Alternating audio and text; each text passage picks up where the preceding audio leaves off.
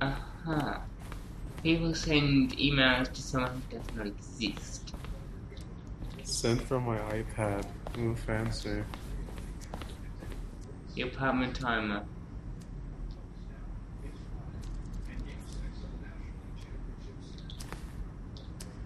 In the phone.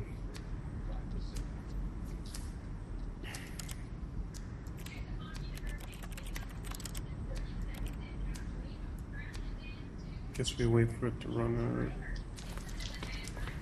The cargo lift.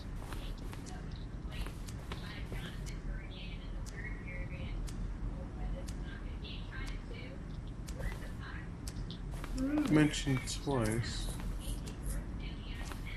We. This is amazing. It is. Zending levers. Levers were removed part of the zending. The player would pull a lever and the narrator would describe what color they had pulled.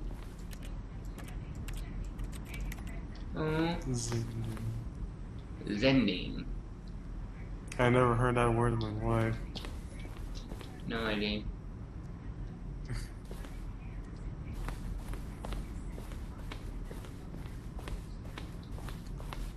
Mono room elevator.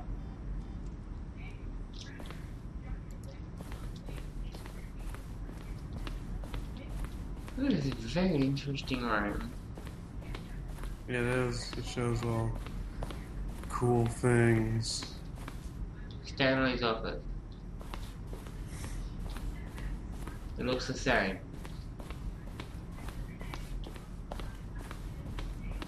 Yeah, I think everybody has the same office technically.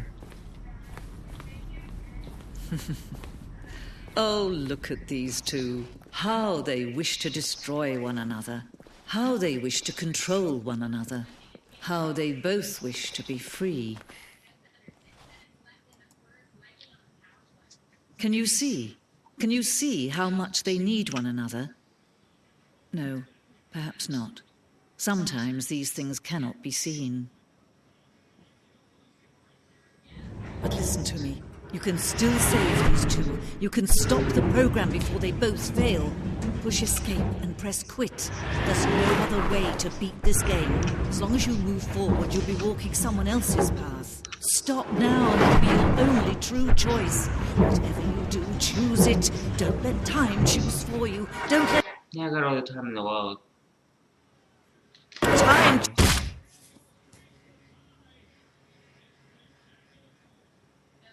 Such a shame. Such a shame. Yep.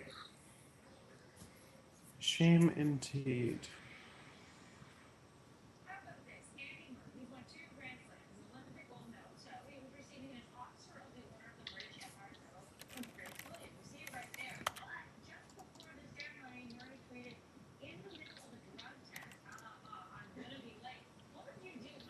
Yeah, it's just black.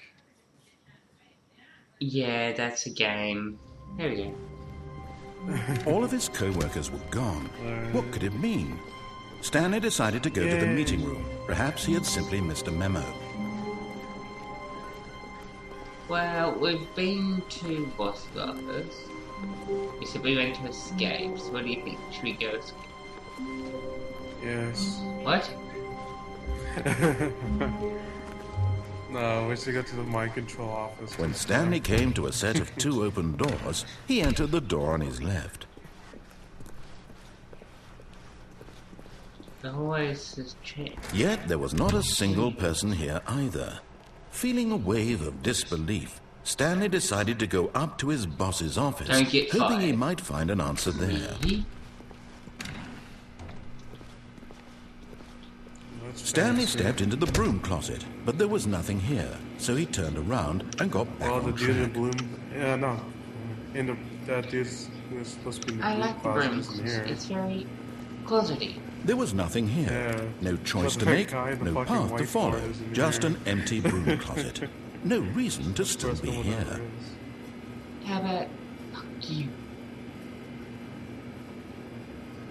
It was baffling that Stanley was still just sitting in the broom closet. He wasn't even doing anything. At least if there was something to interact with, he'd be justified in some way. As it is, he's literally just standing there doing sweet FA. I may like doing sweet FA. Are you really still in the broom closet? Standing around doing nothing? Why? Please offer me some explanation here. I'm genuinely confused. I'm talking to a computer. You do realize there's no choice or anything in here, right? If I'd said Stanley walked past the broom closet, at least you would have had a reason for exploring it to find out. But it didn't even occur to me because literally this closet is of absolutely no significance to the story whatsoever.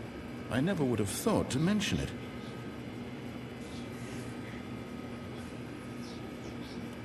Maybe to you this is somehow its own branching path. Maybe when you go talk about this with your friend, you'll say, "Oh, did you get the broom closet ending? The broom closet ending was my favourite."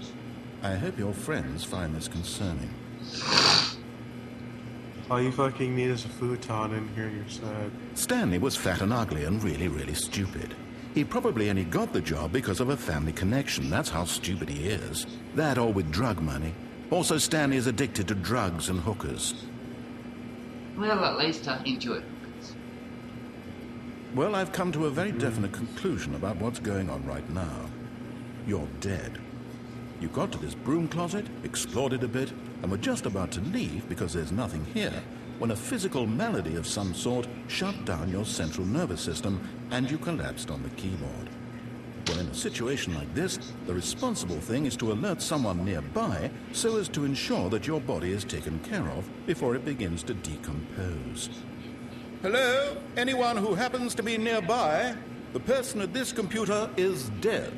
He or she has fallen prey to any number of your countless human physiological vulnerabilities. It's indicative of the long-term sustainability of your species. Please remove their corpse from the area and instruct another human to take their place at the computer, making sure they understand basic first-person video game mechanics and filling them in on the history of narrative tropes in video gaming, so that the irony and insightful commentary of this game is not lost on them.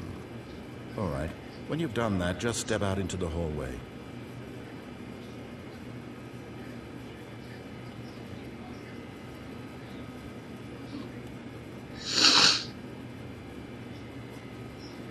I think I'm annoying him.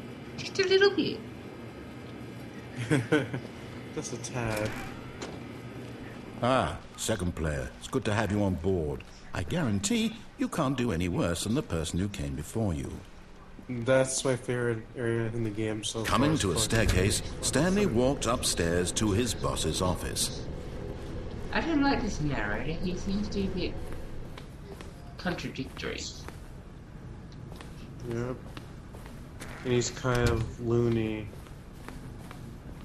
Stepping into his manager's office, Stanley was once again stunned to discover not an indication of any human life. What could it mean? Stanley wondered aloud to nobody. He began wildly tearing through papers on the boss's desk, pulling books off the shelf, looking behind paintings, desperate for clues to his situation.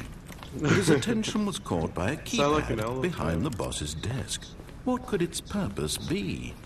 In fact, this keypad guarded the terrible secret that lay buried below his feet. And so the boss had Stanley was in such a rush to get through the story as quickly as possible, he didn't even have a single minute to just let the narrator talk. That kind of anxiety isn't healthy. So he relaxed for a few moments with some calming New Age music. Imagine being friends with this guy.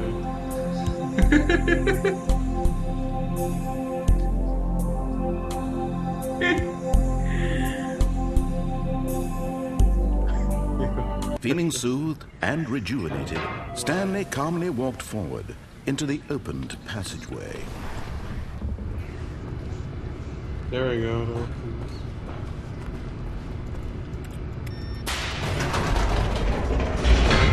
Get me out! Get me out! I want to be prisoner here anymore. I don't want to be in this area anymore. After we go to the mind control room, we'll be free. It's not a mind control Stanley room, walked it's a straight ahead through the Minecraft large room. door that read Mind Control Facility. Minecraft room, that would be bad. Minecraft facility. Woohoo, Minecraft! I would pay for it. There we go. The lights rose on an enormous room packed with Holograms, television scribbles, or screens. words. What horrible secret did this place hold? Stanley thought to himself. Did he have the strength to find out? Nope. Matrix room again. Okay.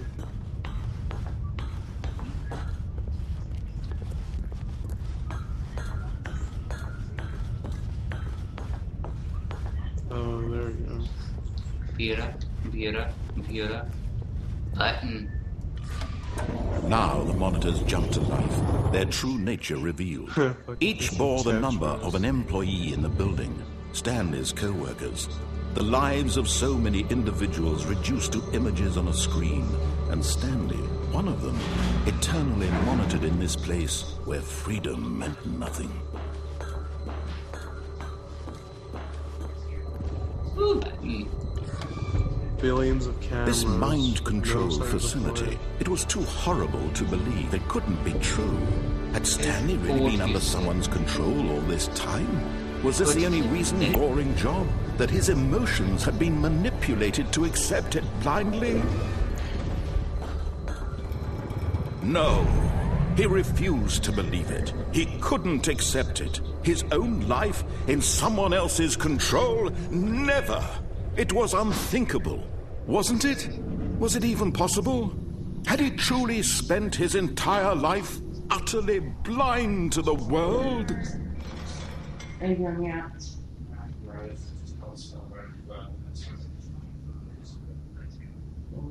many vehicles? I was gonna ask you buttons. Said let's drive to.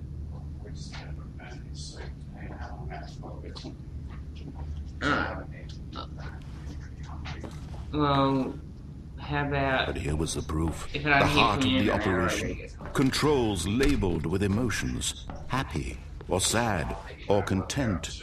Walking, eating, working. All of it monitored and commanded from this very You're going to place. play it later. And as the cold reality of his past began to sink in, Alrighty, I Stanley can decided that this I'll text you machinery in about would an hour never and see what again exert its does. terrible power over another human life. For he would dismantle the controls once and for all.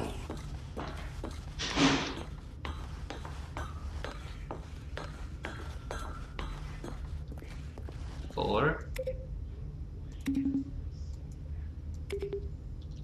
Oh, it's not like the 8 game.